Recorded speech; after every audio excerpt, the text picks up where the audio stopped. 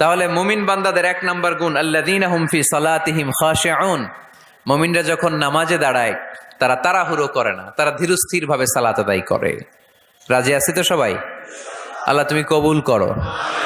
তাহলে এক number point সবার কাছে ক্লিয়ার। আচ্ছা, দুই নাম্বার আল্লাহ বললেন ওয়াল্লাযীনা হুম আনিল লাগবি মুরিদুন। মুমিন বান্দাদের দুই নাম্বার বৈশিষ্ট্য, তারা অনর্থক কাজ থেকে মুখ ফিরিয়ে নেয়। তাই না? এখানে অনর্থক কাজ গেলে আমার সওয়াব নেই, আরো গুনাহ হবে, যাব আমি?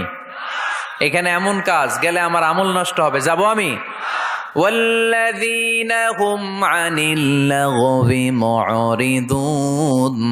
মুমিন বান্দার দুই নাম্বার গুণ, মুমিন বান্দা কখনো কোনো অনর্থক কাজের দিকে যায় না। যেই জায়গায় গেলে সওয়াব হয়, মানবতার কল্যাণ হয়, সব সময় মুমিনকে ওই জায়গায় পাওয়া যায়। ওয়াল্লাযীনা হুম আনিল লাগবি মুরিদুন, অনর্থক কাজ